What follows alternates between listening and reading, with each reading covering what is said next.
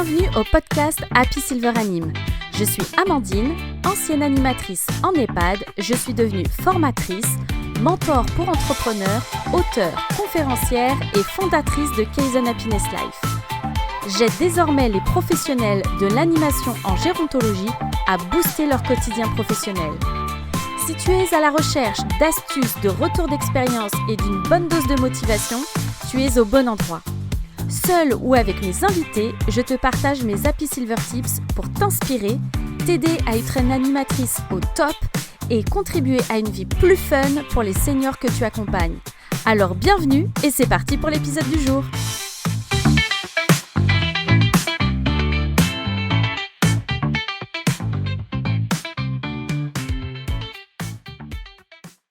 Bienvenue dans la Minute Happy Silver Anime. Aujourd'hui, je te parle de l'agenda et je vais te révéler mes incontournables à noter pour devenir la reine de l'organisation. Alors déjà, si tout comme moi, tu es fan de l'agenda papier et de la papeterie en général, écoute, l'épisode est vraiment fait pour toi. Bien sûr, si tu es fan du numérique, reste avec nous pour bénéficier aussi de ces tips. Grande nouvelle aussi, cette année, j'ai décidé de sortir et de lancer la première version de l'Happy Silver Agenda en version papier. Donc, tu retrouveras l'ensemble des informations en description de cet épisode. Alors, c'est parti, on y va pour l'organisation, les incontournables dans l'agenda. Le premier, oui, moi, ce que j'adore mettre en premier dans mon agenda, ce sont les vacances, congés et mes événements personnels. Tout de suite, ça te permet de bloquer du temps déjà pour toi, avec bien sûr identifier les vacances scolaires, les jours fériés et les ponts. Et par rapport aux vacances scolaires, ça te permettra de voir aussi quand est-ce que tes partenaires intergénérationnels seront dispo. Bien sûr, n'oublie pas de noter tes événements personnels et le grand tips pour avoir un équilibre de vie pro-vie perso, tout de suite note des blocs-temps pour ton bien-être parce que c'est vraiment super important pour être une animatrice au top. Deuxième incontournable, point important, note dans ton agenda tes rendez-vous et tes réunions.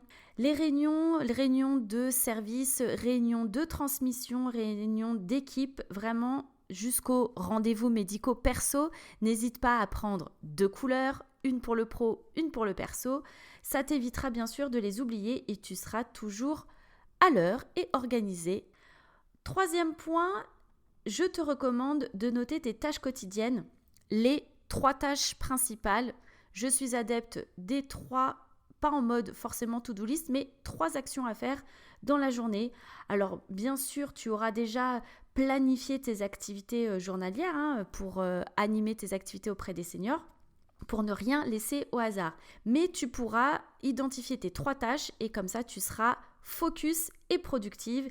Et si tu as envie de mettre en mode to-do list, écoute, ce sera l'occasion de cocher, surligner, rayer chaque tâche accomplie et ça, c'est hyper satisfaisant.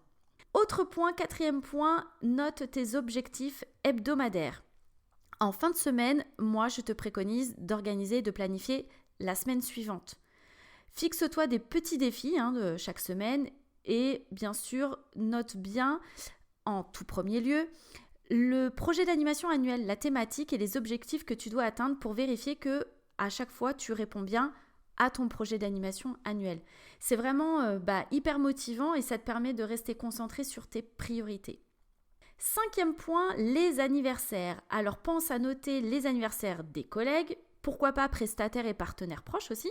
Ça fait toujours plaisir d'avoir une attention, une musique, un petit mot, une carte, un appel, un texto ou pourquoi pas même un mail. Vraiment, ça fait toujours plaisir. Bien sûr, note les anniversaires des seniors, mais les anniversaires spéciaux type centenaire ou anniversaire de mariage.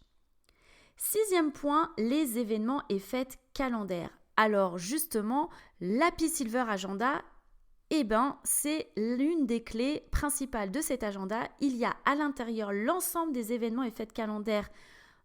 Et à l'intérieur, ça te permettra de planifier, d'anticiper l'essentiel pour planifier tes animations. Alors ça te permet bien sûr de préparer tes fiches projets, à visualiser les dépenses de ton budget d'animation et de répondre bien sûr aux objectifs de ton projet d'animation annuel. 7e point, les fameuses dates officielles.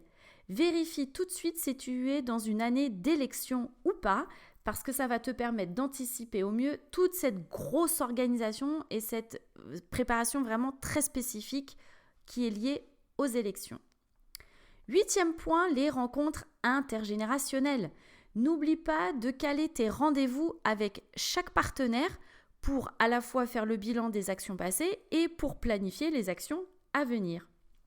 Et au fur et à mesure de l'année, tu noteras dans ton agenda chaque rencontre intergénérationnelle puisque clairement ce sont des moments et des rendez-vous mais tellement juste au top pour les seniors. Vraiment ça, et puis pas que pour les seniors, j'ai envie de dire même pour les enfants, c'est vraiment des moments magiques. 9e point que je t'encourage à noter dans ton agenda, ce sont formations, tout ce qui est lié à ton développement personnel et professionnel. Garde-toi toujours une section pour tes journées de formation personnelles et professionnelles. Alors quand je dis personnel, ça peut être par exemple pour apprendre à coudre, ça peut être pour apprendre à faire des bougies ou des bijoux en macramé. Donc tu peux te former, te spécialiser là-dedans, apprendre les techniques. Et bien sûr d'identifier tes formations professionnelles. Alors, dans les formations professionnelles, tu vas avoir 2 types. Tu vas avoir les formations professionnelles qui vont être dispensées, où là, tu vas donc développer tes compétences. Et il y aura parfois, si tu es animatrice coordinatrice, les formations internes qui sont très souvent sous le format plus d'atelier, de transmission, où là, toi, tu vas prendre la casquette de formatrice et tu vas transmettre à tes collègues des techniques d'activité et d'animation. C'est vraiment super important de te former, vraiment, on apprend tout au long de la vie et continue à grandir et à apprendre grâce à la formation. 10e point, le fameux point budget mensuel. C'est vraiment crucial pour avoir un suivi financier efficace de ton budget annuel d'animation. Bien sûr, j'espère en tout cas qu'on te le communique en début d'année pour que tu puisses mieux anticiper tes investissements au cours de l'année à venir.